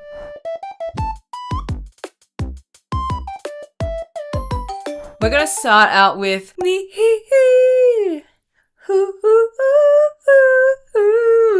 Yep, featuring Brendon Urie. I've talked a lot about this song and this music video in a previous video, which if you would like to go and watch that and have a look at all of my thoughts, please feel free to go and do so. I really loved making that video and it actually gave me such an appreciation for the song Me. So the song Me, I love. I don't like Brendon Urie. So this one's going to have a little bit of negative points for Brendon Urie association, but in terms of what we see, the Easter eggs for the Lover album, because obviously this came out before Lover came out, and of course all the creativity and stuff throughout some of the presentations of the ideas in this, it's such a fun music video. I think I'm going to put it in... We don't have a lot of categories, which is I think what's making this hard for me. I'm going to put this in B. I love the music video. There are elements of it that I don't like. I don't love a lot of the really overdone CGI, but there's a lot of creative elements that I really like. You know, it does get marked down for association with Brendon Urie.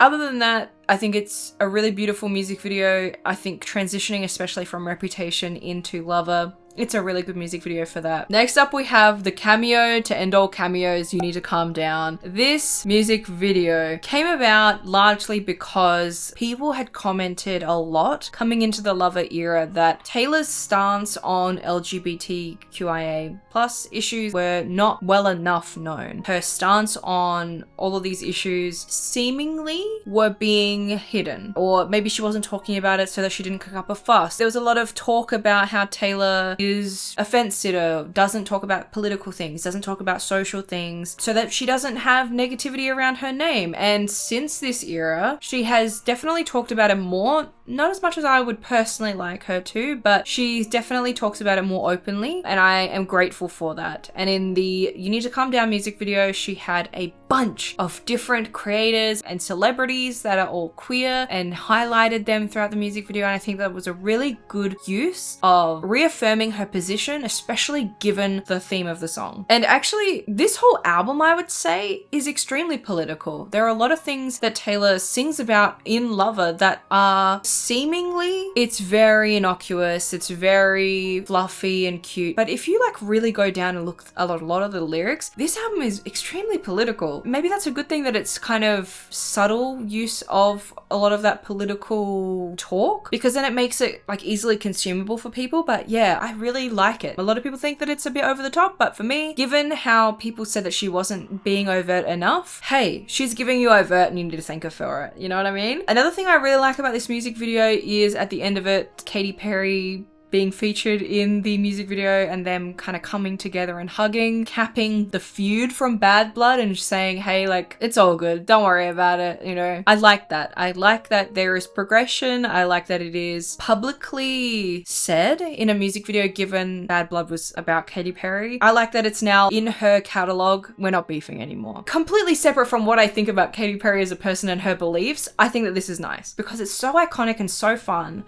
I'm going to put this in A. It served its purpose. I do think that this song should have been the first song out of Lover, but that's neither here nor there.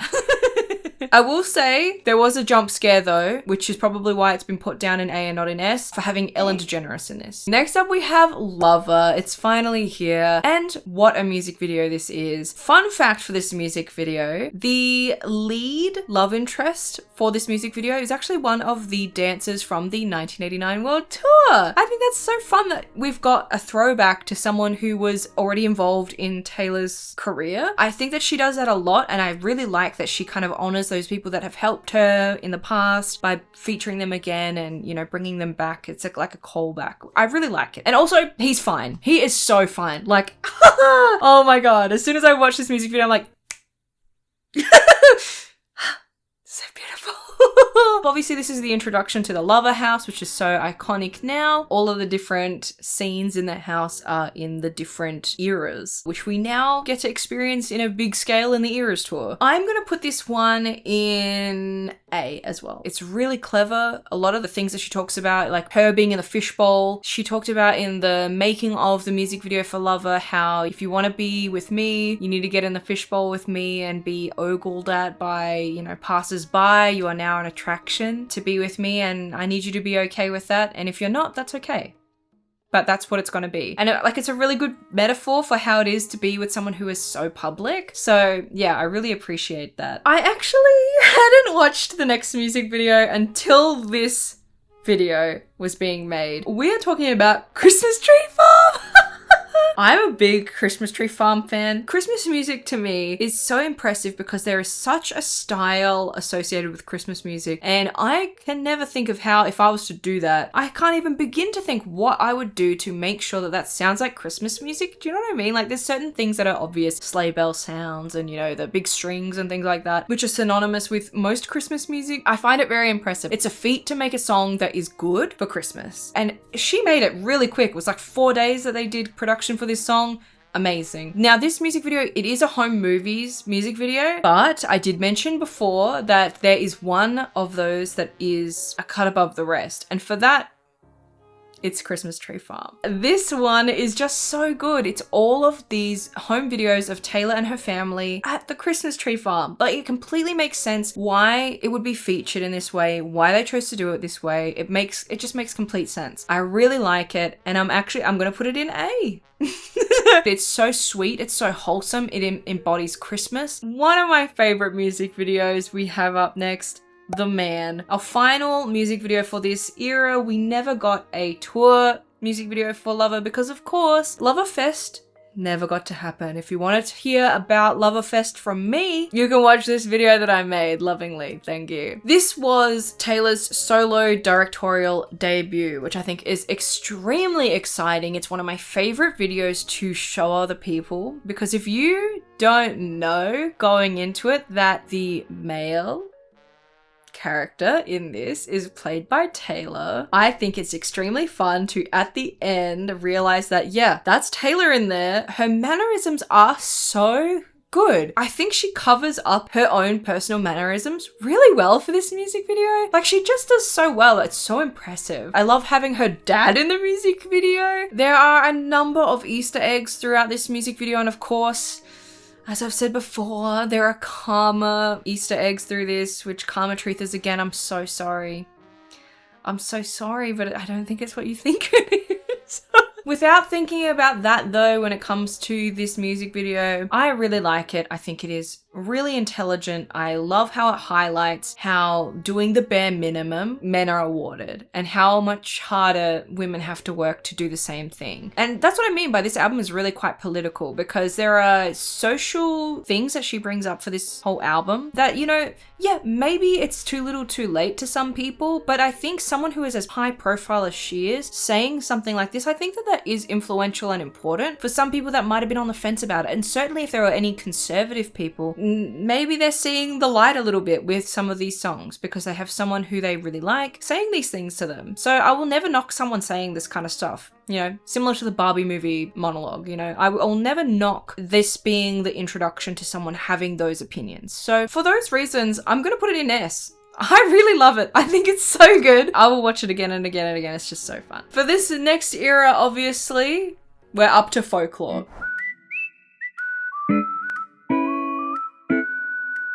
The color is grey, which I don't have. Or do I? I suppose I do, but it's just white.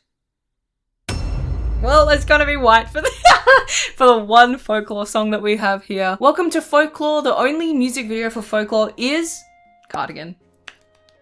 One of the best songs ever made. Cardigan was filmed in COVID. Of course, Folklore and Evermore were both COVID albums, and there were a lot of things that they had to go around and do to make sure that these areas that they were filming in were safe and make sure people were adhering to guidelines and things like that. And all of that stuff is very impressive to me. If you want to go and watch the behind the scenes of how they made Cardigan and Willow, I think you'll have a really good time learning about all of those kinds of things so that everyone was kept safe. Everyone in the crew had different armbands on and had masks on, and the different armband colors that people wore denoted whether or not you could be in close contact with Taylor. And it was just so that, because obviously she wasn't going to wear a mask to film most of this music video, she needed to be kept safe so that while they were filming they did not have anything interrupted. She did her makeup and hair, which I actually didn't know that. I think is actually really impressive, because even though her makeup and hair isn't necessarily anything crazy, she still did it all herself, and I think that she completely looks like she fits in the music video. And if you're not like a makeup artist, that is quite a feat to be on camera and be camera ready and have done it all yourself. Like that's quite impressive to me as someone who's quite into makeup. To avoid leaking the song, she actually lip synced to the song in her earbuds. Guys, I can't believe it. There's so many elements of this that are crazy to me. I really feel like this whole thing was such a feat to create. So for me, of course, I'm going to be putting that in S. Not only is the end product amazing, everything leading up to making it happen is also amazing and adds to the whole experience for me. Cardigan is just a cut above the rest.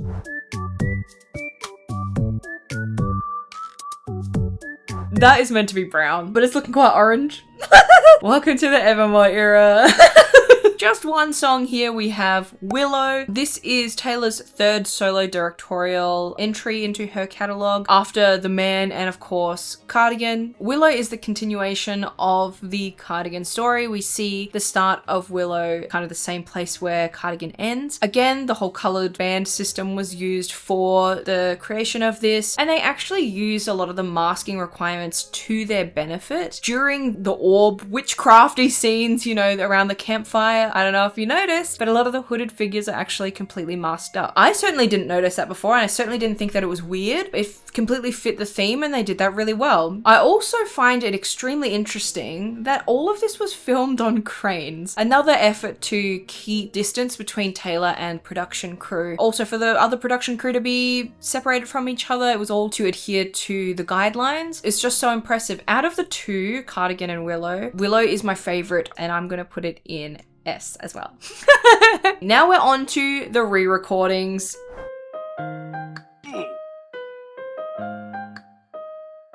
And we're back in red. We are back in red for 2 entries. We are here for I Bet You Think About Me and All Too Well 10-minute version. So we'll start with I Bet You Think About Me. This was Blake Lively's directorial debut, which I think is so fun. This music video has such a cinematic quality to it. It is so good. I think the use of white and red throughout the whole of the music video is really intelligently done. I love that it is a wedding. I love Miles Teller being the I guess, romantic lead in this one. And I love that it's Miles Teller's wife as the other woman, that Taylor is doing the officiating. Well, no, she's not the officiant, she's the MC of the wedding in some instances, and in some instances she's just the guest. Miles Teller's wife and Taylor are actually friends, which is how it all happened, which I think is so fun. I think that the music video really elevates the song. The song is not my favorite, I won't lie about it, but I think the music video does a really good job of emulating what the feeling of the song is as well as the story of the song. And for all of those reasons, it's going in A. Yay! And like literally, what do I have to say about All Too Well? This is truly one of the most beautiful short films. I love it so much. Obviously, it's a music video. Obviously, it's a short film. Sadie Sink and Dylan O'Brien do a really, really good job of capturing the feeling of one of Taylor's best songs. Sadie Sink does such a good job of being Taylor. I think what's maybe best about it is finally we're seeing Taylor with a romantic interest that is actually representative of the age difference between her and that person at the time. So Sadie Sink and Dylan O'Brien, the age difference between them is the same as Taylor and Jake Gyllenhaal. You can see how much older he looks than Sadie. And I think that that's really, really good. Like I mentioned it in Story of Us that like Taylor was university age, but John Mayer wasn't. Why are we making it like that looks normal when it wasn't looking normal in real life? You know what I mean? So I like now kind of having a retrospective look at this era. Taylor has like actually accurately shown what this looks like and feels like. So I'm gonna put this, of course, in S. I don't think anyone expected anything different from me. Now we're up to Midnight.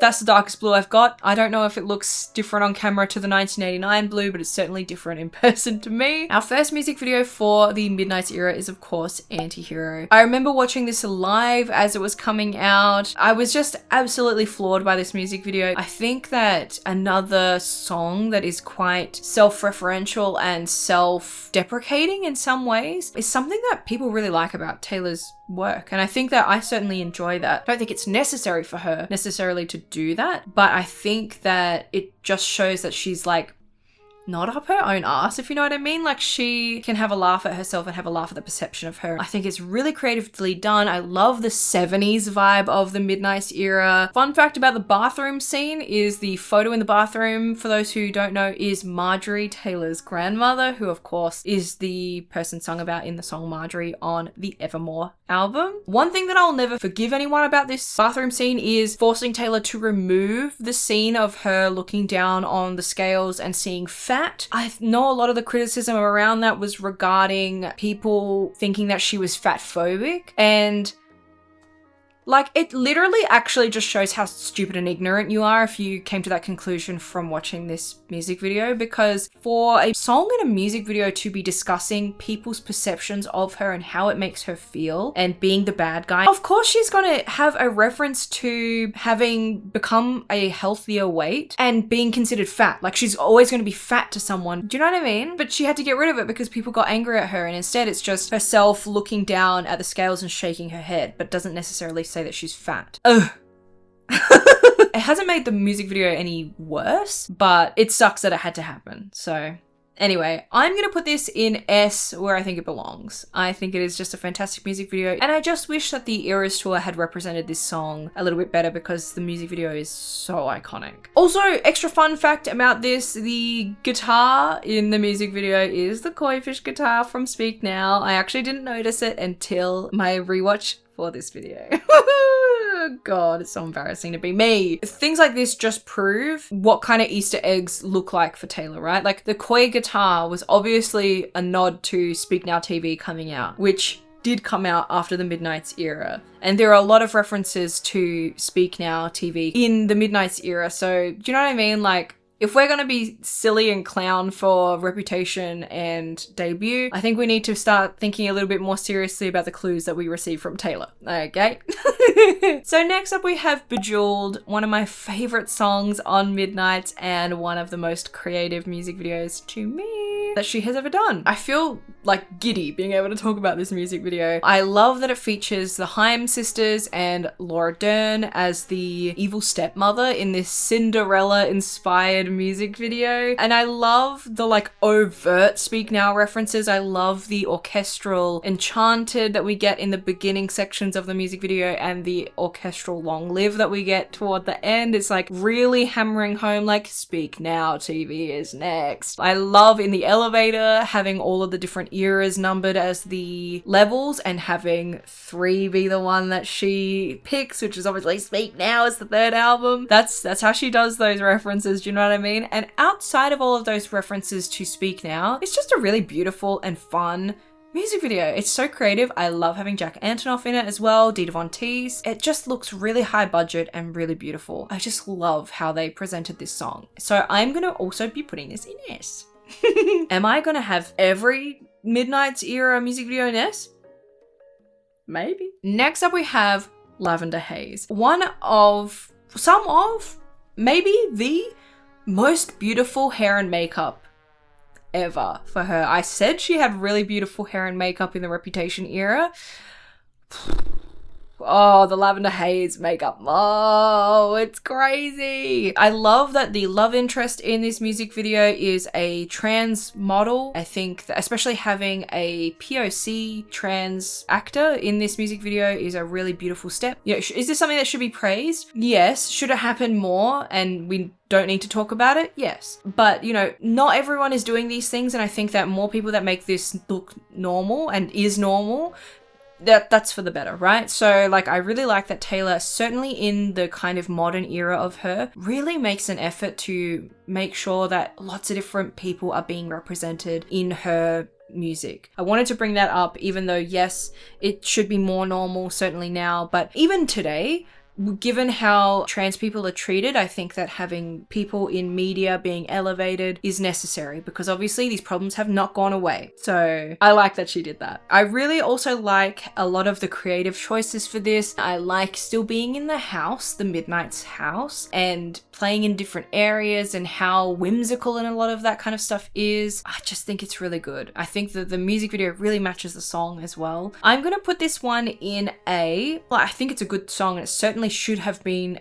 a single, but in terms of like the other singles, I like them a little bit better. I'm sorry. And our last music video for Midnight is Karma featuring Ice Spice. Now, this music video is so fun. Let's start there. It's so fun. There are a lot of different Easter eggs dotted around it. A lot of people think that the hellish kind of demon devil kind of character that she has in parts of this music video are a reference to Reputation, which maybe, but I think within the context of the previous scene being her as a marble goddess statue certainly tells a little bit more about what the reference was there. That golden statue, by the way, you can see if you're really looking for it, but she's actually not in gold. She's not gold glittered. She's actually iridescent glittered, and the golden lights that are around her are reflecting onto the glitter, which actually makes her look quite dead. And maybe that's why they chose to do iridescent sparkles instead of golden sparkles, because the warmth of the gold would have made her look more living rather than a statue, and the iridescent one definitely makes her look a bit more stone-like. But seeing her outside of that scene, seeing her having the glitter being popped onto her, it's quite horrific. The only downside kind of about this music video is, I guess, something that's just part of the Karma with featuring Ice Spice song, and that's the featuring Ice Spice. I like Ice Spice, but I don't think that she adds to this song in any way. And I know that Taylor likes to do music videos for the songs that she has features on, where she can feature those artists in the music video, and it's just okay. I think there are scenes with Ice Spice that look really good, but it's just kind of I don't know, it's just okay to me. My favorite scene in the Karma music video is definitely her as Dorothy going down the yellow brick road and throwing apples at the trees. I'm gonna put this one also in A. It's like nearly perfect to me, whereas everything in S is just perfect. Now we have another Taylor's version to talk about.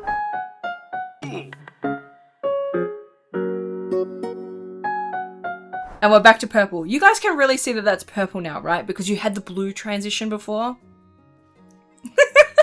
We're talking about the music video for I Can See You from The Vault. Yeah! It's so exciting that for a time for Taylor that was so terrible personally, we got such a special gift from her. And I wonder sometimes maybe parasocially if the reason that we got this music video is because she needed to do something to keep herself busy while she was feeling absolutely shit and terrible about the things that were going on in her personal life, which, you know, she can do it with a broken heart. She proved that to us, right? We're going to talk about that later. The I Can See You music video is extremely fun because it features a lot of the actors or the subjects of Speak Now. So we've got Joey King and Presley Cash from the main music video, and we have Taylor Lautner, who Back to December is about. I think it is so nice that we can have Taylor be on good terms with her exes. This is not the only ex that she's on good terms with, but certainly Taylor Lautner seems like the best egg of the bunch. He seems quite appreciative of the relationship that he now has with Taylor, and I don't know, it's just really nice to see. And I think it's so nice. He could have really easily said, nah,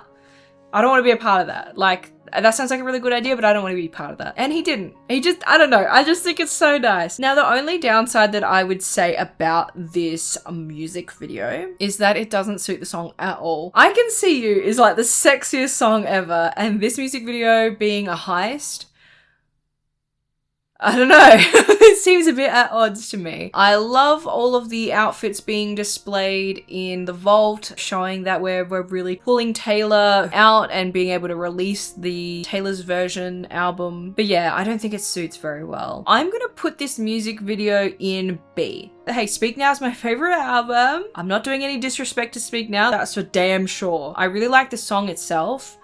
But of course it can't, you know, it doesn't have a bearing in the music video-ness of it all for me. And now we're moving on to Taylor's final album, Tortured Poets Department, which, hey, the color for that one is white, so...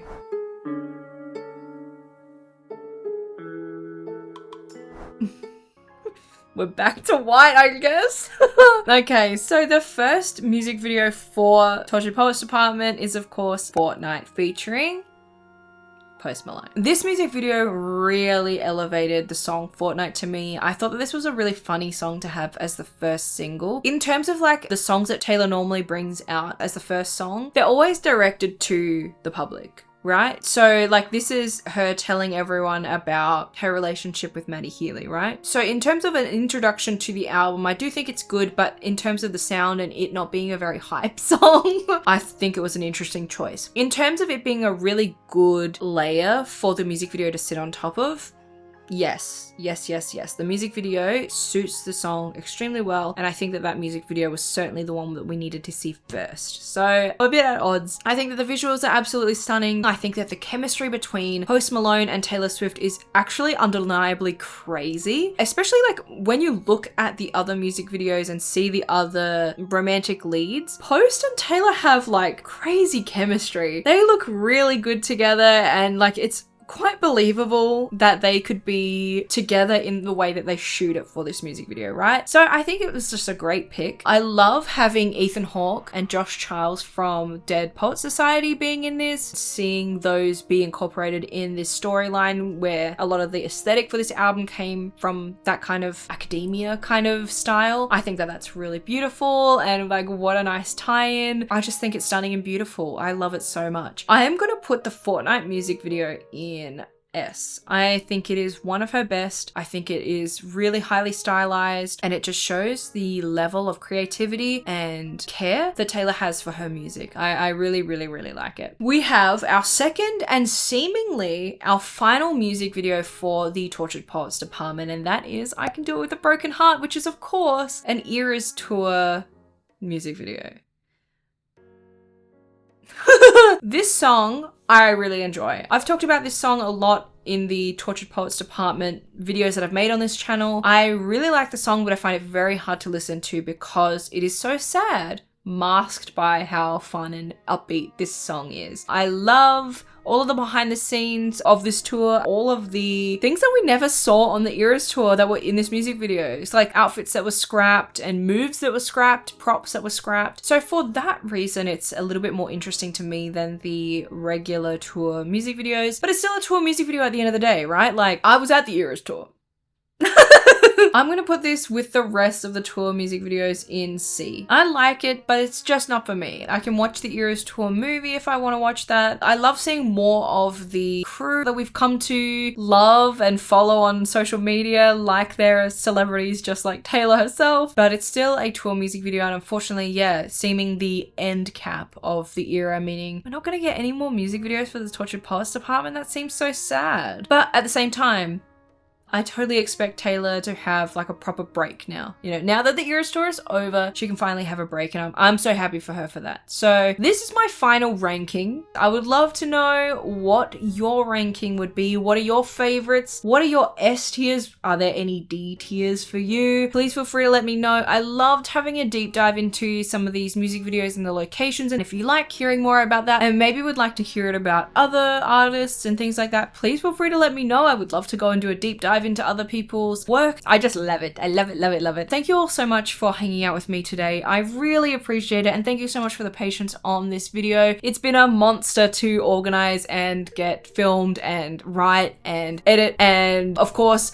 I had a cyber attack while this was happening, so so thank you all so much. I really appreciate it. You guys are all the best. I love every single one of you that are subscribed to me and are patient with me, and I really hope that you enjoy this one from me. So thank you so much. I hope that you are all healthy. I hope that you're all hydrated, and I will see you all next time.